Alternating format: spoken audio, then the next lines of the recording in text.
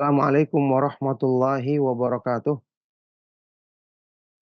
Innal hamdalillah nahmaduhu wa nasta'inuhu wa nastaghfiruh wa na'udzu billahi min syururi anfusina wa min sayyiati a'malina. May yahdihillahu fala mudhillalah wa may yudlil fala hadiyalah. Wa asyhadu an la ilaha illallah wahdahu la syarikalah wa asyhadu anna Muhammadan abduhu wa rasuluh. Ya ayyuhalladzina amanu taqullaha haqqa tuqatih wa la tamutunna illa wa antum muslimun. Ya ayyuhan nasu taqu rabbakumul ladzi khalaqakum min nafsin wahidah wa khalaqa minha zawjaha wa batha minhuma rijalan katsiran wa nisaa'a wattaqullaha alladzi tasaaluna bihi wal arham innallaha kana 'alaikum raqiba. Ya ayyuhalladzina amanu taqullaha wa qulu qawlan sadida yuslih lakum a'malakum wa yaghfir lakum dzunubakum wa may yuti'illaha wa rasulahu faqad faza fawzan 'azima. Amma ba'du fa inna asdaqal hadits kitabullah wa khairal huda huda Muhammadin sallallahu alaihi wa alihi wasallam wa syarrul umuri muhdatsatuha wa kullu muhdatsatin bid'ah wa kullu bid'atin dhalalah wa kullu dhalalatin finnar wa ba'du. Alhamdulillah, ma'asyiral muslimin, ma'asyiral ikhwa wal akhwat fid din rahimakumullah, dimudahkan kembali untuk mengadakan majelis ilmu yang mulia meskipun secara online ya, di dalam lanjutan kajian kita membahas kitab yang sangat bermanfaat, kitab Al-Fawaid, buah karya dari Al-Imam Syamsuddin Abu Abdullah Ibnu Qayyim al-Jauziyah rahimahullahu taala. Ya, kita masih melanjutkan pembahasan tentang masalah akidah dan tauhid ya, berdasarkan susunan kitab ini yang disusun kembali oleh dan diberi judul-judul kecil oleh Syekh Ali Hasan rahimahullahu taala. Sekarang kita sampai di pasal yang berikutnya, an-ni'amu kulluh minallah wadz-dzunubu minasyaiton. Semua nikmat itu adalah dari Allah, sedangkan perbuatan dosa dari godaan syaitan. Baik. Jadi sekarang kita akan melangkah di pembahasan yang berikutnya dari faedah-faedah yang disampaikan oleh Imam Ibnu Qayyim rahimahullah taala dalam kitab ini, faedah-faedah yang beliau dapatkan dari menelaah ya kitab-kitab ya kitabullah, sunnah Rasulullah sallallahu alaihi wasallam dan juga penjelasan para ulama tentu saja, yang kemudian faedah-faedah yang berharga tersebut beliau tuangkan di dalam kitab yang bermanfaat ini. Baik, di sini beliau mengatakan, qad fakartu fi hadzal amri fa idza asluhu an ta'lama an ni'ama kullaha minallahi wahdah. Sungguh aku merenungkan kehidupan kita di dunia ini, maka ya, aku dapati asal dari segala kebaikan adalah dengan engkau mengetahui bahwa semua nikmat itu adalah berasal dari sisi Allah semata-mata. Ni'amat ta'ati wa ni'amal ladzati, baik itu nikmat dalam mengamalkan ketaatan, menjalankan ibadah kepada Allah, maupun nikmat dalam kelezatan urusan-urusan dunia lainnya. Semua adalah pemberian dari Allah. Fatarghaba ilaihi an yulhimaka dzikraha wa yuzi'aka syukraha. Maka dengan itu kamu akan berharap, bersungguh-sungguh berharap kepada Allah agar Allah mengilhamkanmu, agar Allah memudahkanmu untuk selalu mengingat nikmat tersebut, dan agar Allah menguatkanmu untuk selalu mensyukurinya. Inilah kunci kebahagiaan hidup. Ya. Qala ta'ala, Allah Subhanahu wa taala berfirman di dalam surat An-Nahl ayat ke-53, a'udzubillahi minasyaitonir rajim. Wa ma bikum min ni'matin faminallah. Tsumma idza massakumudz dzurru fa ilaihi taj'arun. Dan apa saja yang ada pada dirimu berupa nikmat, nikmat apa saja yang ada pada diri kalian wahai manusia, maka itu semua adalah dari Allah semata-mata. Kemudian jika kalian ditimpa kesusahan, ditimpa bencana, maka hanya kepada Allah Subhanahu wa taala kalian berlindung. Hanya kepada Allah Subhanahu wa taala kalian bersandar. Wa qala di ayat yang lain Allah Subhanahu wa taala berfirman di surat Al-A'raf ayat 69. Fadhkuru ala Allahi la'allakum tuflihun. Maka ingatlah selalu akan nikmat-nikmat yang Allah berikan kepadamu agar kamu menjadi orang-orang yang beruntung. Wa qala ayat yang lain surat An-Nahl ayat 114. Washkuru ni'matallahi in kuntum iyyahu ta'budun. Dan syukurilah nikmat yang Allah berikan kepadamu jika kamu benar-benar hanya beribadah kepadanya. Ini ayat-ayat menggambarkan kepada kita tentang nikmat yang ada pada diri kita, nikmat apapun semua bersumber dari sisi Allah Subhanahu wa taala semata-mata. Maka ma'anna tilka ni'ama minhu wa min mujarradi fadlihi fadzikruha wa syukruha la yunalu illa bitaufiqih. Dan sebagaimana semua nikmat itu adalah dari Allah semata-mata dan bersumber dari murni karunia-Nya. Yakni bukan karena kita punya jasa, bukan karena kita ada kebaikan-kebaikan yang dengan itu kita berhak untuk mendapatkannya, karena kebaikan yang kita miliki, ketaatan yang kita amalkan juga adalah taufik dari Allah.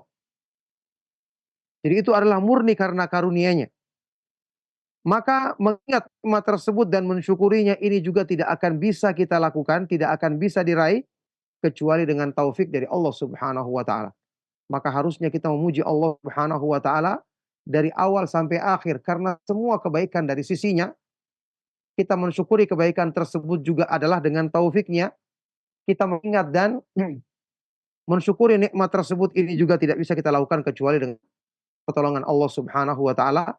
Benarlah Rasulullah sallallahu alaihi wasallam bersabda, "Man wajada khairan falyahmadillah wa man wajada ghaira dzalika falayalumanna illa nafsahu." Barang siapa yang mendapati kebaikan, hendaknya dia memuji Allah semata-mata, dan barang siapa yang mendapatkan selain dari itu, maka janganlah dia mencela kecuali kepada dirinya sendiri. Baik. Kemudian al-dzunubu khidlan. Dosa-dosa yang dilakukan manusia adalah khidlan. Khidlan ini lawan daripada taufik. Kalau taufik itu artinya Allah mudahkan seorang hamba untuk melakukan kebaikan. Allah lapangkan dadanya untuk menerima kebaikan dan mudah mengamalkannya. Sebaliknya khidlan itu adalah Allah Subhanahu wa taala melepaskan hambanya dan tidak menolongnya. Jadi dosa-dosa itu adalah karena khidlan, karena Allah berpaling dari hambanya. Wadzunubu min khidlanihi wa takhallihi an abdihi wa takhliyatihi bainahu wa baina nafsih. Sedangkan dosa-dosa itu adalah karena Allah berpaling dari hambanya, tidak menolongnya. Karena Allah meninggalkan hamba tersebut dan membiarkan hamba itu dengan hawa nafsunya. Dan kita tahu hawa nafsu sifat asalnya ammaratun bisu, selalu memerintahkan kepada kebaikan. Kita diperintahkan untuk berlindung dari keburukan hawa nafsu. Wa a'udzubillahi min syururi anfusina, dan kita berlindung kepada Allah dari kejelekan jiwa-jiwa atau nafsu kita. Inilah perbuatan dosa yang dilakukan oleh seorang hamba karena Allah Subhanahu wa taala paling darinya, tidak menolongnya dan membiarkan dia dengan hawa nafsunya. Wa illam yakshif dzalika an 'abdihi fa sabilahu ila kashfihi an nafsi. Allah Subhanahu wa taala tidak menyingkap ini dari hambanya, menghilangkan keburukan ini dari hambanya, maka tidak ada cara, tidak ada jalan untuk bisa menghilangkannya dari dirinya sama sekali kalau Allah berpaling darinya. Fa idza huwa muttarrun ila tadarru'i fa idzan huwa muttarrun ila tadarru'i wal ibtihali ilaihi an yadfa'a anhu asbabaha hatta la tasdura minhu. Maka berarti hamba ini selalu muttar, butuh secara darurat, benar-benar butuh dengan sangat untuk selalu tadarru', merendahkan diri, tunduk pada Allah, sungguh-sungguh memohon kepadanya agar Allah Subhanahu wa taala menjauhkan dia dari sebab-sebab dosa supaya dosa itu tidak dilakukannya. Ya, karena perbuatan dosa adalah akibat dari Allah berpaling dari hambanya. Berarti hamba harus bersungguh-sungguh minta kepada Allah agar dijauhkan dari sebab-sebab perbuatan dosa. Dia harus minta dengan permintaan yang benar-benar tunduk merendahkan diri kepada Allah agar Allah Subhanahu wa taala tidak membiarkan dia dikuasai oleh syaitan dan hawa nafsunya sehingga terjerumus ke dalam perbuatan dosa. Naudzubillah min dzalik. Baik, kemudian wa in waqa'at bi hukmil maqadiri wa muqtadal basyariyati fa huwa muttarrun ila tadarru'i wad du'a'i an yadfa'a anhu mujibatiha wa uqubatiha. Kalaupun terjadi perbuatan dosa tersebut, yakni bagaimanapun hamba berusaha sebagai manusia biasa dia tidak luput dari kesalahan. Kalau terjadi perbuatan dosa itu ya karena memang sudah Allah takdirkan dan juga karena muqtada konsekuensi dia sebagai manusia yang tidak mungkin luput dari kesalahan. Kata Rasulullah SAW dalam hadis yang sahih, kullu bani Adam khata'un. Semua manusia banyak berbuat salah. Bukan hanya berbuat salah, tapi khata', sering melakukan kesalahan. Kalau ini terjadi, maka hamba ini sangat butuh untuk segera tunduk dan memohon dengan sungguh-sungguh kepada Allah agar Allah menjauhkan dia dari mujibat, akibat buruk dari dosa tersebut, siksaan yang Allah Subhanahu wa taala timpakan karena perbuatan maksiat kepadanya.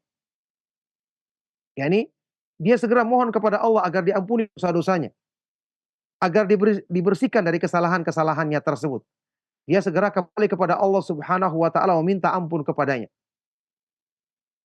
Fala yanfakul abdu an daruratihi ila hadhil usuli thalatha. Maka seorang hamba tidak bisa lepas dari kebutuhan dasarnya, kebutuhan mendesaknya kepada perkara ini, ya, wala falaha lahu illa biha, yang mana tidak ada keuntungan bagi hamba ini, tidak ada kebahagiaan kecuali dengan tiga hal ini. Apa itu?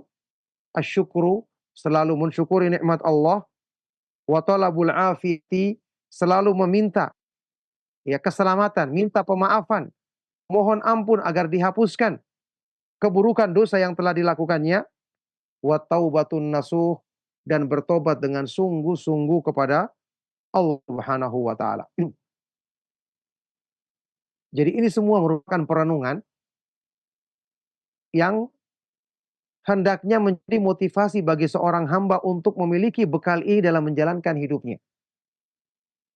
Nikmat akan selalu Allah tetapkan bagi hamba kalau dia selalu mensyukurinya.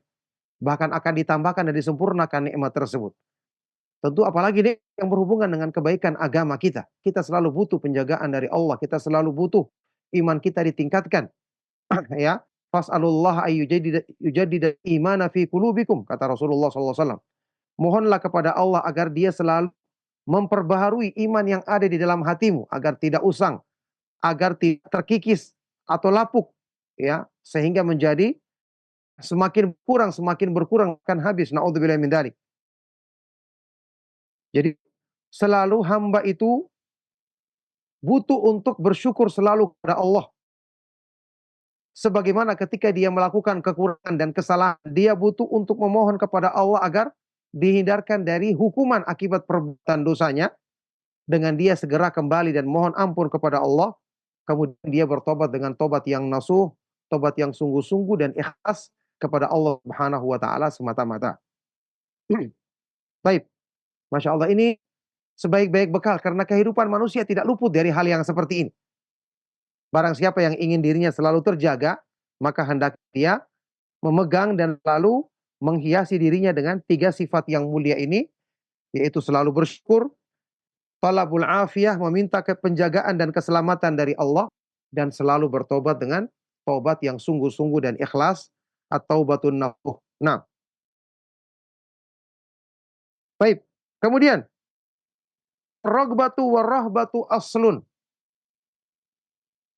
Selalu berharap dan takut kepada Allah ini adalah landasan segala kebaikan, landasan iman. Sumpakartu fa idza madaru dzalika 'ala raghbati war-rahbah wa laisa biyadil abdi biyadi muqallibil qulubi wa musarrifiha kaifa yasha. Kemudian aku renungkan kembali. Maka tiba-tiba aku dapati poros dari semua ini ternyata ada pada ar-raghbatu war-rahbah. Pengharapan dan rasa takut. Ya, berharap kepada Allah, menggantungkan harapan kita kepada Allah dan takut kepadanya semata-mata. Yang kedua ini bukan di tangan hamba, tapi di tangan Allah yang maha membolak-balikan hati, yang maha memalingkan hati sesuai dengan kehendaknya. Masya Allah, ternyata dua hal ini inti dari segala kemudahan, kebaikan yang Allah berikan kepada hambanya. Makanya kita dapati selalu dalam Al-Quran ketika Allah Subhanahu wa Ta'ala menyebutkan sifat-sifat hamba Allah yang soleh, sering Allah sebutkan mereka memiliki dua hal ini. Seperti para nabi dan para rasul alaihi wassalam. Di surah Al-Anbiya Allah Subhanahu wa taala berfirman, "Innahum kanu yusari'una fil khairati wa yad'unana raghaban wa rahaban wa kanu lan khashi'in." Mereka adalah orang-orang yang selalu berlomba, bersegera dalam melakukan kebaikan, dan mereka selalu berdoa kepada kami raghaban wa rahaban, dengan pengharapan dan rasa takut. Dengan sebab ini, apa yang mereka harapkan Allah berikan. Apa yang mereka takutkan Allah selamatkan mereka darinya. Karena Allah mencintai hamba-hamba yang selalu berdoa kepadanya dengan sungguh-sungguh, meminta, menunjukkan rasa butuh dan ketergantungannya kepada Allah. Dan Allah Subhanahu wa taala dialah yang maha kaya, maha terpuji, maha kuasa atas segala sesuatu. Ketika seorang hamba meminta dengan cara seperti ini, Allah Subhanahu wa taala akan memudahkan pengabulan doa hamba tersebut, karena Allah Subhanahu wa taala mencintai hamba yang selalu merendahkan diri, merendahkan dirinya kepadanya. Baik,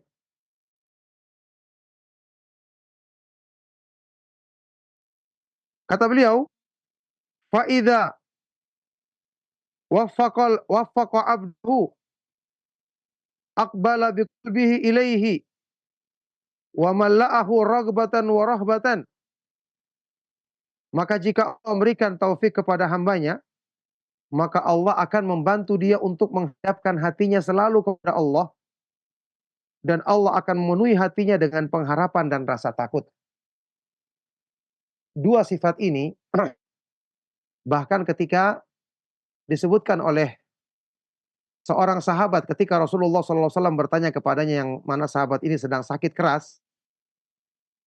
Kemudian Rasulullah SAW menanyakan tentang apa yang ada di hatinya atau apa yang dirasakannya saat ini. Maka sahabat itu menjawab, "Inilah arjullaha wa akhafu dzunubi."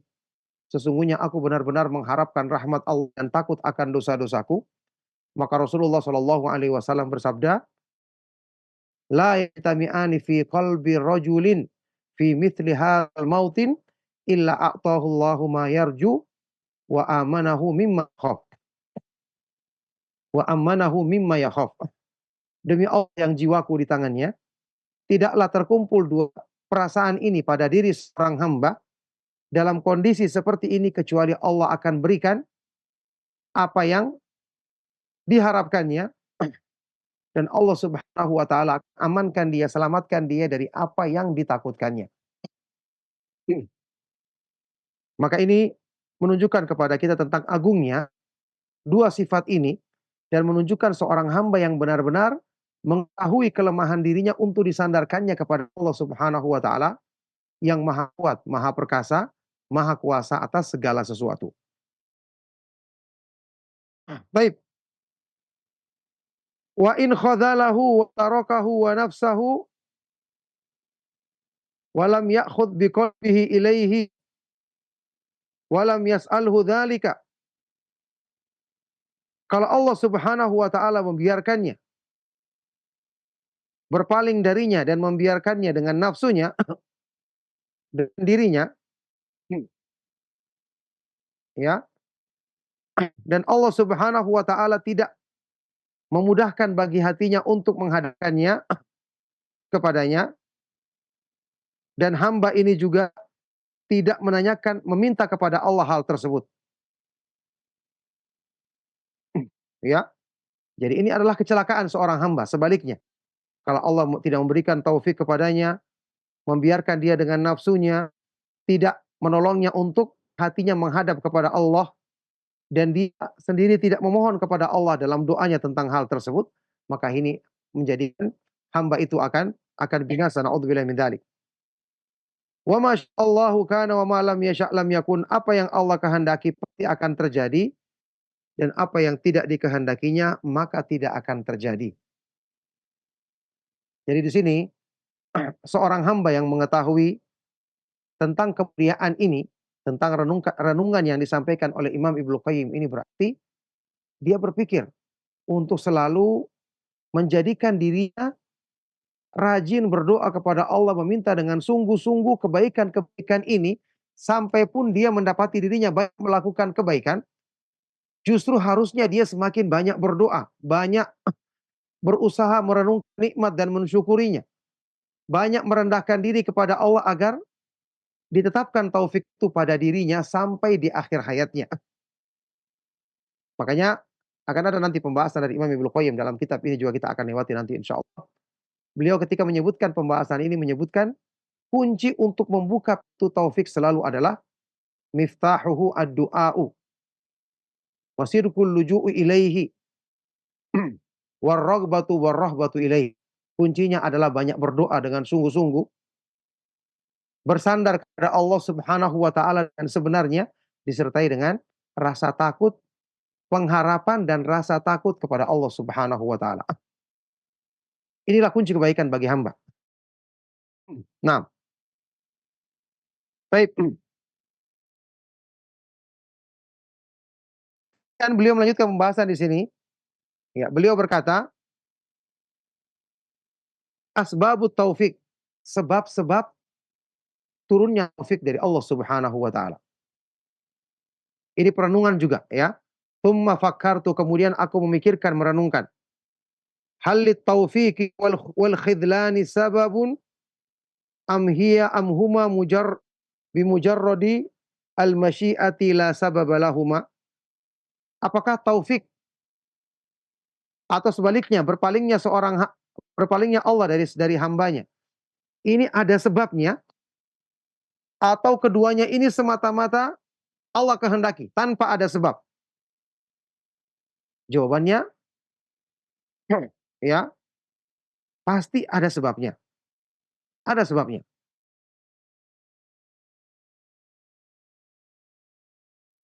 Ada sebabnya. Fa idza sababahuma fa idza sababuhuma liyatul mahalli wa adamuha. Kesimpulannya, aku dapati sebabnya adalah ahliyatul mahalli wa adamuha. Kelayakan atau kepantasan seseorang itu mendapatkannya atau tidak pantasnya dia mendapatkannya. Itulah sebabnya. Ya, kelayakan untuk hatinya dimasukkan taufik oleh Allah Subhanahu wa taala, atau memang hatinya tidak pantas menerima taufik. Jadi semua dengan taufik dari Allah, segala kebaikan tentu saja. Sampai kita pun berusaha mempersiapkan diri kita agar layak, itu juga ada taufik dari Allah. Makanya kan intinya semua karunia itu dari Allah. Kita bersyukur pun sebenarnya itu juga taufik dari Allah. Maka kalau kita renungkan ini harusnya kita terus bersyukur, terus memuji Allah semua. Tidak akan ada henti. Kata Al-Imam Syafi'i rahimahullah taala, alhamdulillahilladzi lam yu'adda syukru ni'matin min ni'amihi illa bi ni'matin haditsatin tujibu syukrahu 'alaiha. Segala puji bagi Allah yang tidaklah seorang hamba mensyukuri, menunaikan syukur atas nikmat dari nikmat-nikmat yang diberikannya, kecuali itu dengan nikmat yang baru yang mengharuskan hamba bersyukur lagi kepada Allah. Karena setiap dia bisa mengingat nikmat, mensyukurinya, itu adalah karunia Allah. Dia bersyukur lagi, terus dia ingat lagi itu dari Allah, bersyukur lagi terus, tidak akan ada habisnya. Nah, jadi sebabnya untuk mendapatkan taufik seorang itu harus menjadikan dirinya pantas. Kalau dia tahu dirinya kotor, banyak bertobat, banyak beristighfar, kembali kepada Allah, ya. Kalau dia tahu banyak kejahilan, belajar agama. Dan yang paling penting, kalau dia tahu kebaikan itu semua di tangan Allah, kenapa dia tidak berdoa dengan sungguh-sungguh minta segala kebaikan? Menjauhkan dirinya dari sebab-sebab keburukan supaya dia pantas dan layak mendapatkannya, karena ternyata itulah sebab utama untuk mendapatkan taufik, atau naudzubillah min dzalik, dijauh dari taufik, yaitu mendapatkan al-khidlan tadi. Baik, fahuwa subhanahu khalikul khalikul mahalli. Fahuwa subhanahu khalikul mahallin, khalikul mahalli mutafawitatan fil istidadi wa qabuli a'dhama tafawut. Maka Allah Subhanahu wa taala dia yang menciptakan tempat menampung kebaikan dalam diri manusia dengan bertingkat-tingkat dalam kesiapannya, kemampuan menerimanya, dengan perbedaan tingkatan yang sangat jauh. Mahal di sini tempat. Jadi kelayakan tempat, maksudnya tempat di sini hati manusia. Karena Allah jadikan hati itu sebagai mahallul qabil, tempat yang bisa menerima kebaikan. Ketika memang hati tersebut, ya, banyak tempat-tempat kebaikan yang masih kosong, belum dipenuhi dengan kotoran-kotoran yang menolak kebaikan tersebut. Allah Subhanahu wa taala yang menciptakan ini pada diri manusia dengan keadaan yang bertingkat-tingkat. Baik. Fal jamadatu atakbalu ma yakbaluhul hayawan. Contoh seperti misalnya dalam kehidupan kita, al jamadat, benda mati. Ya, kayak batu misalnya, atau bangunan-bangunan atau yang kita anggap sebagai benda mati, dia tidak akan bisa menerima hal-hal yang bisa diterima oleh hewan misalnya, atau makhluk yang hidup. Nah, wa kadzalika an-naw'ani kullun minhuma mutafawitatun fil qabul. Demikian pula jika ada sesuatu, ya, yang dua jenis, masing-masing dari keduanya berbeda-beda atau tingkat-tingkat dalam kemampuan untuk menerimanya. Contoh, fal haywanun natiq yakbalu ma la yakbaluhu al bahim. Ya, makhluk hidup yang bisa berbicara, yakni manusia, bisa menerima apa yang tidak bisa diterima oleh binatang atau hewan, hewan melata misalnya. Wa huwa mutafawitun fil qabuli a'dhama tafawut. Maka yang seperti ini juga bertingkat-tingkat dalam kemampuan menerima dengan perbedaan atau tingkatnya yang sangat jauh perbedaannya. Ya, hewan karena dia tidak punya kemampuan berpikir atau akal, maka dia tidak akan bisa memahami petunjuk Allah atau petunjuk dalam agama yang itu bisa dipahami oleh manusia. Dan ketika manusia memiliki ini, maka dia telah mendapat karunia dan nikmat terbesar dari Allah Subhanahu wa taala dalam hidupnya.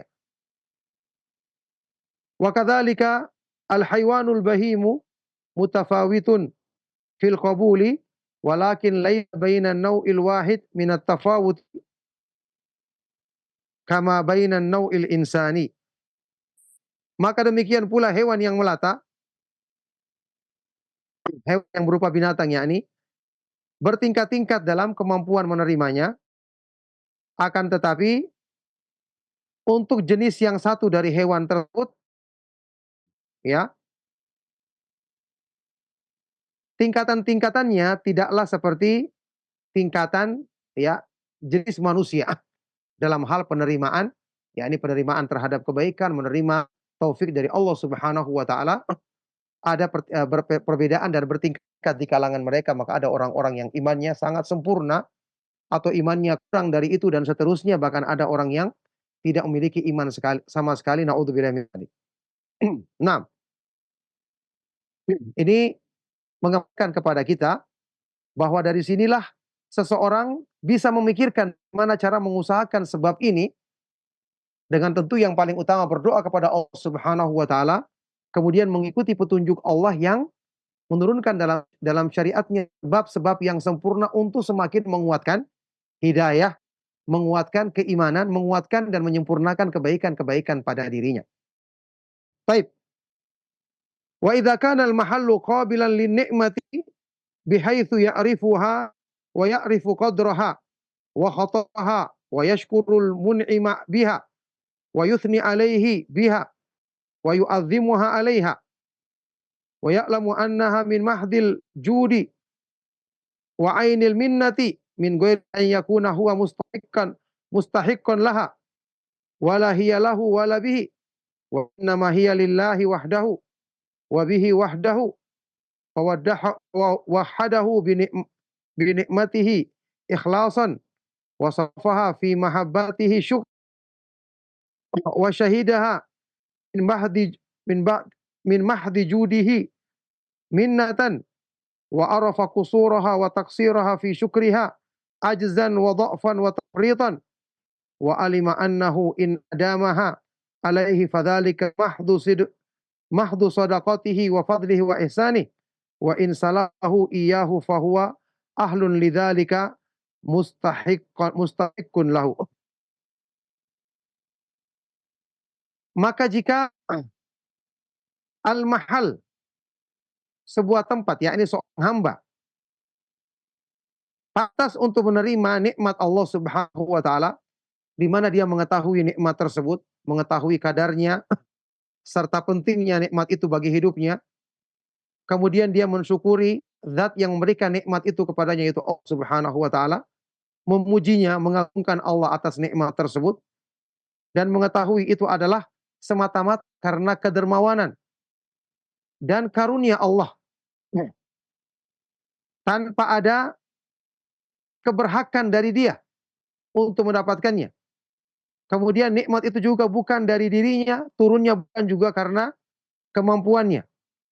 Tidak lain nikmat itu adalah dari Allah semata-mata, dan dengan pertolongannya semata-mata kita dapatkan. Maka dengan itu dia mentauhidkan Allah dengan nikmat tersebut, dengan mengikhlaskannya, kemudian menggunakan nikmat tersebut dalam kecintaan Allah sebagai wujud syukur kepadanya, mempersaksikannya bahwa nikmat itu adalah murni karena kedermawan dan karunia-Nya. Setelah itu dia mengetahui kurangnya dia, banyaknya kelemahan dalam mensyukuri nikmat tersebut karena ketidakmampuan, kelemahan, dan sikap melampaui batas dirinya. Dan dia mengetahui bahwa nikmat itu jika Allah tetapkan pada dirinya, itu semata-mata murni karena sedekah, kebaikan, dan karunia Allah. Dan sebaliknya jika Allah mencabut darinya nikmat tersebut, maka dia pantas dan berhak untuk mendapatkan tersebut, untuk mendapatkannya, yakni bukan karena Allah Subhanahu wa taala berbuat zalim kepada dirinya. Wa kullama zadahu min ni'amihi izdada dhullan lahu wan kisaran, dan semakin Allah menambahkan baginya nikmat-nikmatnya, hamba ini semakin bertambah ketundukan dan rasa butuhnya kepada Allah. Wa khudu'an baina yadayhi wa qiyaman bisyukri, semakin menambah ketundukannya dan semakin dia menegakkan rasa syukurnya kepada Allah. Wa khasyatan lahu subhanahu an yaslubahu iyyaha li adami taufiyatihi syukraha, dan dia semakin takut kepada Allah karena khawatir Allah mencabut nikmat tersebut dari dirinya karena dia tidak bisa menunaikan syukur yang sempurna atas nikmat tersebut. Ya, ini orang yang semakin soleh, semakin banyak mendapatkan kebaikan, semakin bersyukur. Ingat Rasulullah Shallallahu Alaihi Wasallam dalam hadis riwayat Imam Al Bukhari dan Muslim ketika ditanya oleh Aisyah radhiyallahu taala anha, taf'alu hadza wa qad ghafarallahu laka ma taqaddama min dzanbika wa ma ta'akhkhar. Engkau melakukan salat yang demikian panjang bacaannya, demikian lama, berdiri berlama-lama, berdoa lama, ya panjang. Padahal Allah telah mengampuni dosamu yang lalu maupun yang akan datang. Apa kata Nabi SAW? Fahalla akunu abdan syakuran. Apakah aku tidak ingin menjadi hamba yang banyak bersyukur kepada Allah? Semakin banyak nikmat, semakin bersyukurnya.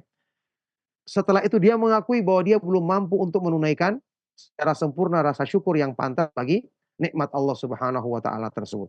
Ini sifatnya seorang hamba yang selalu mendapatkan kebaikan dari sisinya. Ya, kama salah nikmatahu amman lam ya'rifha wa lam yar'ah haqqa riayatiha. Sebagaimana Allah telah mencabut nikmat ini dari orang-orang yang tidak mengetahui kadar nikmat tersebut, tidak menjaganya dengan sebenar-benar penjagaan. Fa illam yashkur nikmatahu wa qabalaha bididdi ma yaliku ma yaliku an yuqabala bihi salabahu iyyaha wala budda. Maka jika hamba ini tidak mensyukuri nikmatnya dan justru membalas nikmat tersebut dengan balasan yang berlawanan dari hal yang pantas untuk menjadi balasan nikmat tersebut, maka Allah akan mencabut nikmat itu darinya dan itu pasti terjadinya. Apa dalilnya? Qala ta'ala, Allah Subhanahu wa taala berfirman di surat Al-An'am ayat 53, "Wa kadzalika fatanna ba'dahum bi ba'dil liyaqulu ahaula imannallahu 'alaihim min bainina alaisallahu bi'a'lama bisyakirin." Demikianlah kami jadikan fitnah atau ujian sebagian mereka dengan sebagian yang lain supaya mereka mengatakan, apakah mereka-mereka ini yang mendapatkan karunia dari Allah di antara kami? Yani kenapa mereka yang mendapat kami tidak? Maka Allah berfirman, alaihissallah, bukankah Allah yang lebih mengetahui siapa di antara hambanya mereka yang selalu bersyukur atas nikmatnya tersebut.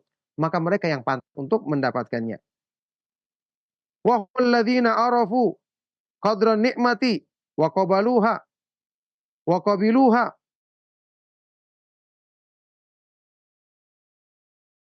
wa ahabbuha wa athnau 'alal mun'imi biha wa ahabbuhu wa qamu bi syukrih.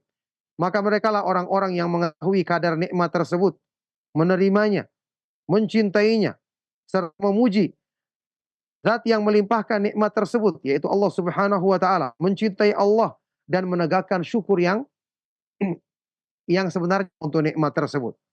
Wa qala ta'ala, di ayat yang lain Allah Subhanahu wa taala berfirman, wa idza ja'atuhum ayatun qalu lan nu'mina hatta nu'ta mithla ma utiya Rasulullah Allahu a'lamu haitsu yaj'alu risalatah. Dan jika datang kepada mereka tanda-tanda kekuasaan Allah, mereka mengatakan, kami tidak akan beriman sampai diberikan kepada kami sebagaimana yang Allah berikan kepada Rasulullah, Rasul utusan Allah. Ya, mereka minta nikmat seperti itu. Allah Subhanahu wa taala berfirman, Allahu a'lamu, Allah dialah yang lebih mengetahui di mana dia meletakkan memilih siapa yang pantas menjadi rasulnya.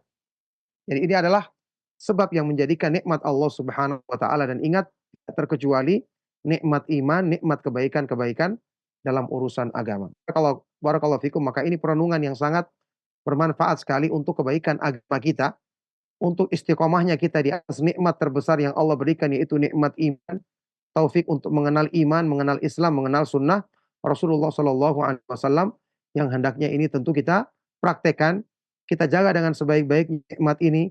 Kita selalu merendahkan diri kepada Allah Subhanahu wa taala, tunduk, berdoa dengan sungguh-sungguh agar Allah Subhanahu wa taala menetapkan diri kita, memudahkan melakukan sebab-sebabnya, dan tentu diteguhkan di atasnya sampai kita menghadap Allah Subhanahu wa taala pada hari kiamat nanti.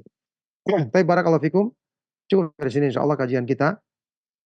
Adapun yang sebaliknya nanti kelanjutannya sebab-sebab untuk sebab-sebab orang mendapatkan khidlan, ya, berpalingnya Allah Subhanahu wa taala darinya. Naudzubillahi min dzalik, insyaallah akan kita bahas di pertemuan berikutnya. Baik, jamaah sekalian rahimakumullah, para pemerhati Roja TV dan Radio Roja dimanapun antum berada, inilah akhir dari perjumpaan kita di kesempatan waktu duha ini. Semoga apa yang kita bahas dan kita kaji bermanfaat dan menjadi sebab kebaikan untuk dunia dan akhirat kita. Mohon maaf atas segala yang salah dan kurang. Kami cukupkan sallallahu wasallam mubarak ala nabiyina Muhammad wa ala alihi wa ashabihi wa man tabi'ahum bi ihsanin ila yaumiddin walhamdulillahi rabbil alamin. Subhanakallahumma wa bihamdika asyhadu an la ilaha illa anta astaghfiruka wa atubu ilaik. Wassalamu alaikum warahmatullahi wabarakatuh.